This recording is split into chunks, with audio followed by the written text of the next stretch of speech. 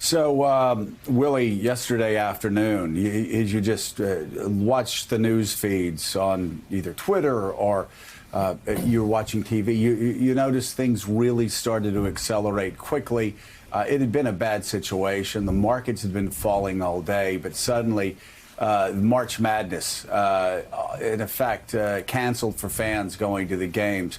And more stories coming out one after another. Then the president goes on and delivers a speech. We get the news of Tom Hanks and Rita Wilson. We get the news of the NBA canceling the rest of the season, one college after another college being closed. And so last night you had Americans, unlike any time really since 9/11, Americans were tuning in to watch their president, and they wanted reassurance. And I did agree with what the president said, that we are in this together. This is a battle we all have to join together, regardless of our political ideology. It is unfortunate, though, that instead of reassurance, it seems that his address only unsettled Americans more, if you look at the initial response, and also rattled international markets, which immediately fell. I will say the one bit of good news for me as I was watching it was that the president called it a pandemic. Yeah. He's taking it seriously now. This allows his administration officials to go out and act aggressively without worrying about being undercut by the president, like Azar was undercut and Fauci and others were undercut before. They can attack this problem aggressively now, and that is good news. It's also good news for physicians. I have a very good friend who's a physician who yesterday told me that half of his clients do not believe, or at least yesterday afternoon, did not believe that the coronavirus was real. They believed it was a hoax made up by the media. And this is a guy who had been their doctor for 15, 20 years. The president has spread a lot of misinformation, did a lot of dangerous things. People on pro-Trump broadcasts have said a lot of really dangerous, reckless things over the past couple of days. It is my hope that the address last night pours cold water on all those conspiracy theories, and now we can all get to the business of treating this pandemic. Yeah, we'll get to some of the particulars of what the president said last night, if they're good ideas, what the impact of those will be. But you're right, America woke up last night. There's no question. In the space of about 30 minutes, the NBA suspended its season until further notice. The president gave that address. And then we got the news, as Mika mentioned, that Tom Hanks and Rita Wilson have contracted coronavirus while in Australia. That list to put together with all the other things that came during the day, including the fact that you had that congressional doctor telling staffers up on the Hill that there could be 150 million cases of coronavirus in this country. America is awake now. We know this is a problem, but as you say, you can't help but stop and wonder, those weeks spent calling it a hoax by the president, those weeks spent denying that it was happening, those weeks not doing enough about this. Will that lost time come back to haunt this country? We shall find out. We're going to talk to a leading infectious disease doctor in just a moment. But as we mentioned, President Trump has announced a ban on most travel from Europe into the United States for the next 30 days. During an Oval Office address last night, President Trump explained the new restrictions will begin tomorrow at midnight. The ban applies to 26 European countries in the Schengen area, a zone without border controls. The United Kingdom is not included in the ban, although there have been 456 cases of coronavirus there so far, resulting in 8 deaths.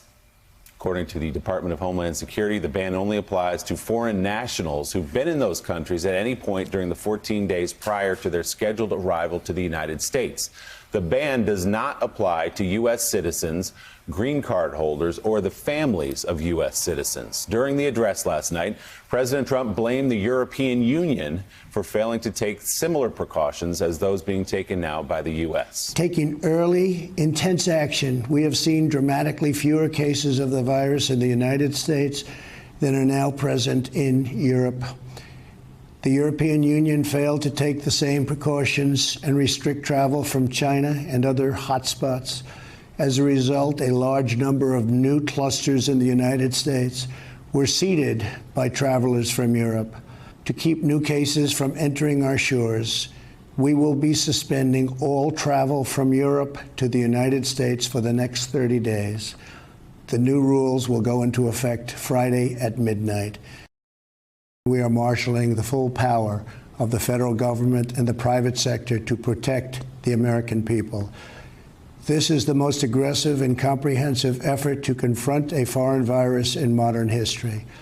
I am confident that by counting and continuing to take these tough measures, we will significantly reduce the threat to our citizens, and we will ultimately and expeditiously defeat this virus. Shortly after the president spoke there, the White House had to clarify some of his remarks. During his address, the president said the restrictions also would apply to cargo shipped into the United States from Europe. But the White House later said the ban only applies to people and not to goods. So, Joe, as you say, the president, at least in his tone and his tenor, taking it seriously finally after suggesting it would disappear even just a couple of days ago, saying, stay calm, this thing's going to go away.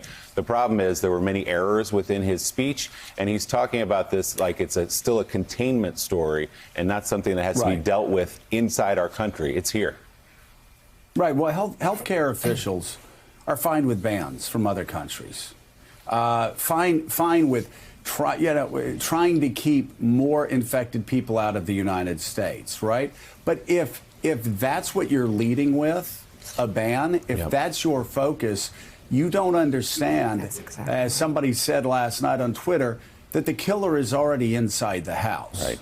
So you need to worry first about the killer inside of the house before but go ahead and lock the door. Stop other killers from coming inside the house.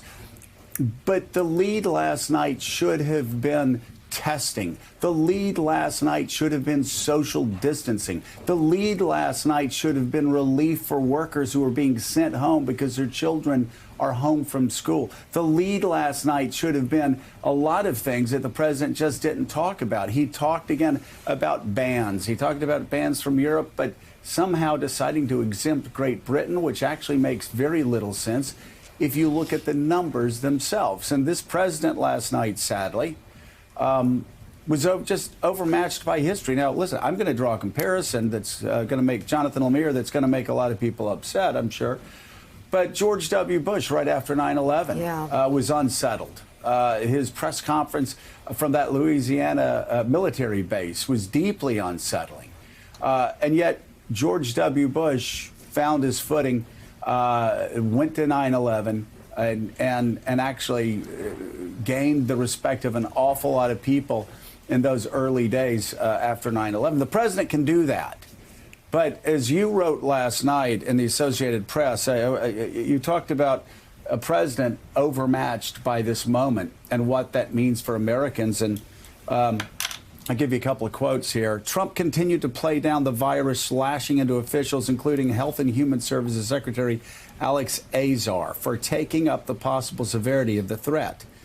You go on to write, but the virus has appeared impervious to the president's bluster. The virus does not have a Twitter account. And unlike so many others, is resistant to the political bullying or Republican Party solidarity. It is preyed on his lack of curiosity and fears of germs while exposing the inadequacies of his administration. And finally, you write, one of Trump's most potent political assets is his ability to read a room or a moment, often eschewing long-term planning for instantaneous reaction. But he was slow to come to grips with the threat posed by the coronavirus as it exploded into China. And Jonathan, last night you saw a president finally coming to terms with what he was facing, still relying on some of his old cheap tricks that may have worked against Marco Rubio and Ted Cruz in the presidential primary, but won't work against a pandemic. Thanks for checking out MSNBC on YouTube, and make sure you subscribe to stay up to date on the day's biggest stories. And you can click on any of the videos around us to watch more from Morning Joe and MSNBC. Thanks so much for watching.